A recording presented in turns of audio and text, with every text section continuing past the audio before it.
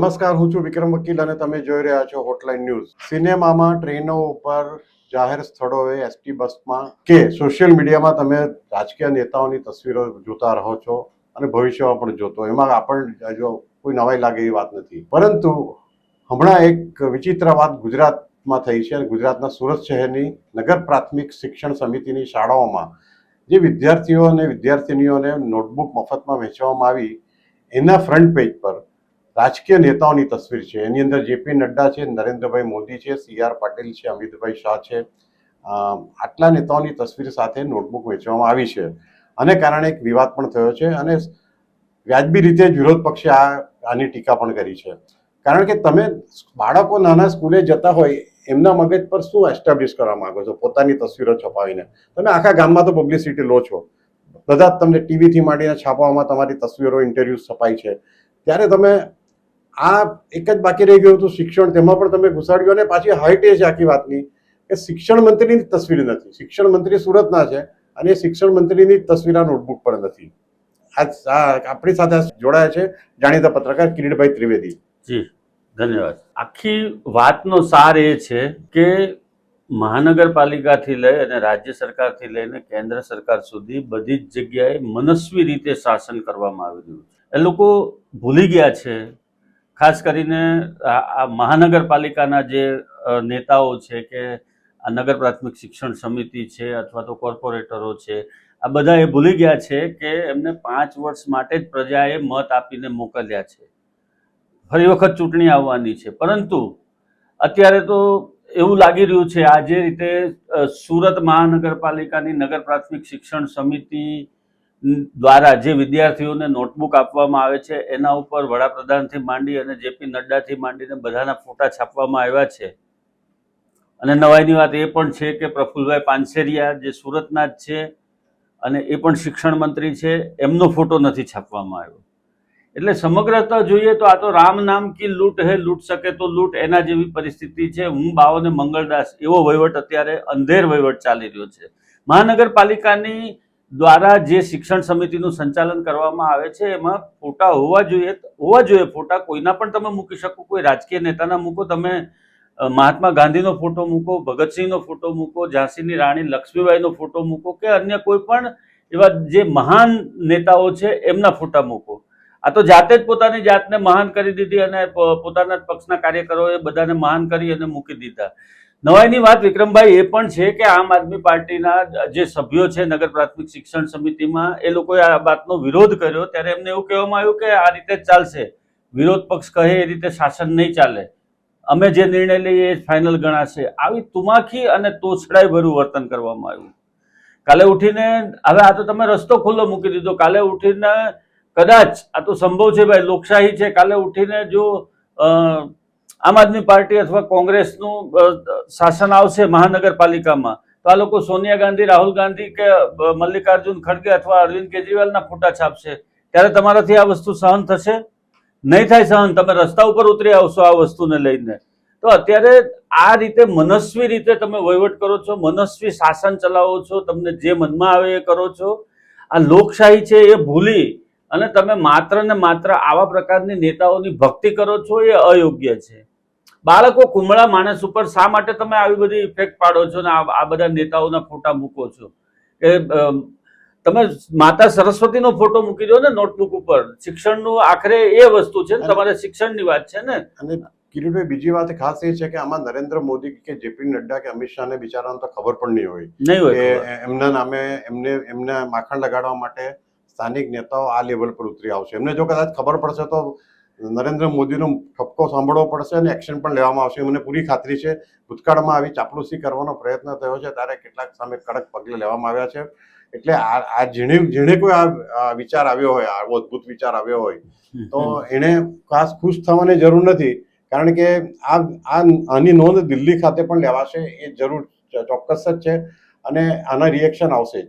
અને બીજી વાત કિરીટભાઈ એ છે કે આની સાથે સાથે આપણે બીજા પણ એક આપણા સૂત્રો મારફતે ખબર પડી અને મીડિયામાં પણ આવ્યું છે કે કોર્પોરેટરો આજે જ્યારે 4 મહિના કે 5 મહિનાનો સમયગાળો બાકી રહ્યો છે ત્યારે બધા મસૂરી અને દિલ્હીના પ્રવાસ એટલા માટે જાય છે કે તેમને કઈ રીતે શાસન કરવું એનું ખ્યાલ આવે. એમને શિબિર એટલે કે ટ્રેનિંગ ઇન્સ્ટિટ્યૂટ, એક પ્રકારની ટ્રેનિંગ પીરિયડ જે ગણાય, જે પોલીસ એકેડેમીમાં જે રીતે પોલીસોને ટ્રેનિંગ આપવામાં આવે છે કે જજોને ટ્રેનિંગ આપવામાં આવે છે, એ રીતે કોર્પોરેટર પણ એ તમારે કોર્પોરેટર બન્યા ત્યારના શરૂઆતના 4 મહિનામાં આપવાની હોય.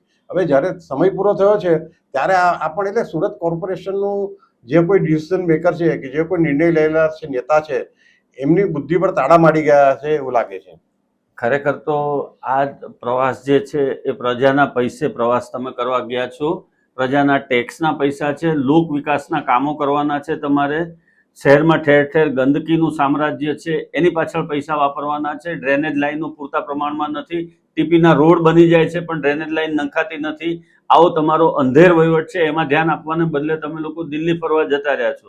96 કોર્પોરેટરો ભારતીય જનતા પાર્ટીના દિલ્હી ગયા છે. દિલ્હીમાં રાષ્ટ્રપતિ ભવનમાં અત્યારે રાષ્ટ્રપતિને પણ મળવાના છે અને ત્યારબાદ એ લોકો જે ચોમાસું સત્ર ચાલે છે સંસદનું એનું પણ નિરીક્ષણ કરવાના છે. દિલ્હીમાં હરી ફરીને મજા કરીને પછી મસૂરી જવાના છે અને મસૂરીની અંદર એ લોકોનો 2-3 દિવસ 4 દિવસનો ટ્રેનિંગ કેમ્પ છે. હવે જે 96 કોર્પોરેટર ગયા છે એમાંથી લગભગ 40 થી 50 કોર્પોરેટરોની ટિકિટ નિશ્ચિતપણે કપાઈ જવાની છે. એમને તમે તાલીમ આપીને શું કરશો?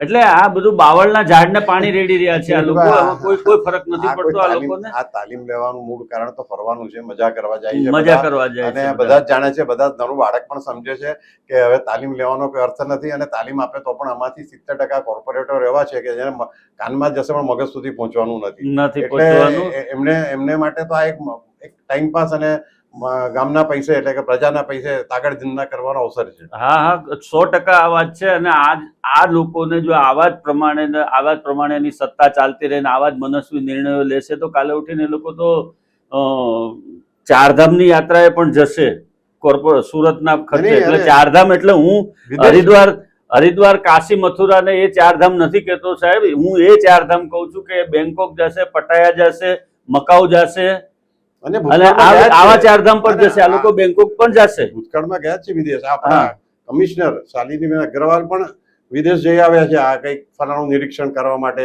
ફલાણું શીખવા માટે.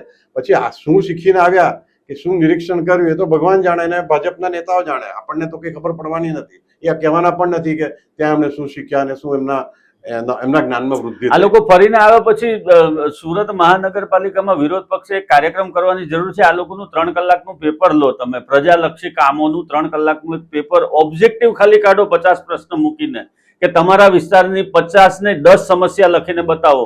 એ લોકો ફિલ્ડમાં ફરતા જ નથી, એ 10 સમસ્યા તમને લખીને નહીં બતાવી શકે. એ લોકોના વિસ્તારની અંદર ડ્રેનેજના પ્રોબ્લેમ છે, એ લોકોના વિસ્તારની અંદર પીવાના પાણીની સમસ્યા છે, એ લોકોના વિસ્તારની અંદર રોડ રસ્તા ખાડા ખબડાવાળા છે, ચંદ્રની ભૂમિ જેવા રોડ કરી નાખ્યા છે તમે આખા શહેરની અંદર આડેધડ ખોદકામ કરીને. મેટ્રોને કારણે ભયંકર સમસ્યા છે, ટ્રાફિકની સમસ્યા છે. સામાન્ય માણસોના કામ મહાનગરપાલિકામાં થતા નથી. સામાન્ય માણસને 2 દિવસ વેરો ભરવામાં મોડું થાય તો પણ તમે દંડ છોડતા નથી. એવા સામાન્ય માણસોનું દંડ પણ નથી છોડતા અને એવા રૂપિયા ભેગા કરી અને તમે આ મહાનગરપાલિકાની તિજોરી ઉપર આટલું બધું ભારણ નાખી અને રખડવા ગયા છો, ફરવા ગયા છે કે ટ્રેનિંગમાં ગયા છે ને આ લોકો રખડવા ગયા છે. હું તો રખડવા ગયા છે એવો જ શબ્દ વાપરીશ, કેમ કે આ મનસ્વી નિર્ણયો લેવાની આ એક હદ છે, એક લિમિટ છે. એ લિમિટ મહાનગરપાલિકા હવે ક્રોસ કરતી જાય છે. ખાસ કરીને મહાનગરપાલિકાના કોર્પોરેટરો, ચૂંટાયેલા કોર્પોરેટરો પક્ષની મર્યાદામાં રહીને કામ કરે અને લોકહિતના કામ કરે એ જરૂરી છે. તમે પ્રજાની પાસે જશો ત્યારે તમે શું મુદ્દા ઉપર વાત કરશો એની સાથે? 4 મહિના પછી ઇલેક્શન છે, ડિસેમ્બરમાં કોર્પોરેશનનું ઇલેક્શન આવવાનું છે અને આ એ જ પ્રજા છે ભલભલા શાસકોને ઉચકીને ફેંકી દીધા છે. આ દેશની પ્રજા ઇન્દિરા ગાંધીને પણ હરાવી શકે છે અને ભલભલાને તકલીફ પાડી શકે છે પોતાના એક મતથી. આ વસ્તુ એ લોકોએ ભૂલવી ન જોઈએ. ભારતીય જનતા પાર્ટીના મોટાભાગના કોર્પોરેટરો, કાર્યકરો, ધારાસભ્યો અને સાંસદો બધા એવું માને છે કે યાવત ચંદ્રો દિવાકર ત્યાં સુધી અમારી સત્તા રહેવાની છે. આ તમારી ભૂલ ભરેલી માન્યતા છે. તમે ખાંડ ખાવ છો એ બાબતમાં. આ મતદારો જે દિવસે વિફરશે તે દિવસે તમને સત્તામાંથી ઉખેડીને ફેંકી દેતા એ લોકોને વાર નહીં લાગે. અને આવા પ્રકારના તાઇફાઓ કરો છો તમે, એને કારણે પ્રજાના કામો અટવાય છે. પ્રજાને આજે કોઈને કોઈ પોતાના વિસ્તારનું કામ હોય, સ્મીમેર હોસ્પિટલને લગતું કોઈ કામ હોય તો તમને ક્યાં ફોન કરવાના, એ લોકો તમને ક્યાં સંપર્ક કરવાના? અને તમે ફોન ઉચકીને પણ એની વાત સાંભળશો કે કેમ એની શું ગેરંટી છે? તમને શહેરની જવાબદારી આપી છે, આટલો મોટો 10,000 કરોડનો વહીવટ છે તમારા પાસે અને તમે લોકો રખડવા અને ફરવા ઉપડી જાઓ છો. આ અયોગ્ય છે. અને આનો વિરોધ થવો જોઈએ અને પ્રજાએ પણ વિરોધ કરવો જોઈએ. અને આમ આદમી પાર્ટીએ પણ, હું તો કહું છું કે આવેદનપત્ર આપી અને આ બધો જ ખર્ચ એ લોકો પાસેથી જ વસૂલ કરો. મહાનગરપાલિકા શા માટે ભાઈ, તમારા પક્ષનો કોઈ તાલીમ વર્ગ હોય કે એવું હોય કે કાંઈ પણ હોય કે દિલ્હી તમે ફરવા જાઓ તો મહાનગરપાલિકા શું કામ તમારો ખર્ચ બેર કરે? એ શા માટે તમારો ખર્ચ ઉપાડે? તમે વ્યક્તિગત રીતે તમને આટલું બધું ભથ્થા મળે છે ને વળતર મળે છે, એમાંથી ભરપાઈ કરો તમે અને એની પાસેથી વસૂલવા જોઈએ, હું તો કહું છું. બરાબર છે કિરીટભાઈ. અને બીજી વાત એ કે જે આપણે જે નોટબુક પરના તસવીરોની વાત કરી એ વિશે થોડું એક છેલ્લી એક વાક્ય બે વાક્ય કહી દઉં છું કે ભૂતકાળમાં કોર્પોરેશનની ડાયરી પર પણ જ્યારે આવી રીતના નરેન્દ્રભાઈની તસવીરો મૂકવામાં આવેલી ત્યારે પણ ખસ્તો વિવાદ થયો હતો. કારણ કે કોર્પોરેશનમાં ફક્ત એ કે શાસક પક્ષની ડાયરી નથી, એ ડાયરી જનરલ ડાયરી હોય છે. એ જ રીતે આ નોટબુક બાળકોને ભણવા માટે આપવામાં આવી છે. એ કે ભાજપના પૈસે નથી વેચવામાં આવી, એ સરકારના પૈસે એટલે ટેક્સપેયરના પૈસે વેચવામાં આવી છે. આપણે આશા રાખીએ કે ભવિષ્યમાં આ લોકોની કોઈક સદબુદ્ધિ આપે ભગવાન અને એ લોકોને કંઈક સારા વિચારો આવે ને કે સારા નિર્ણયો લે. લોક ઉપયોગી કામ કરતા થાય એવી પ્રાર્થના કરીએ ભગવાનને. Thank you very much. જી ધન્યવાદ. આવા જ પ્રકારના વિડીયો જોવા માટે આપ અમારી હોટલાઇન ન્યૂઝ ચેનલને લાઇક કરો, શેર કરો અને સબસ્ક્રાઇબ.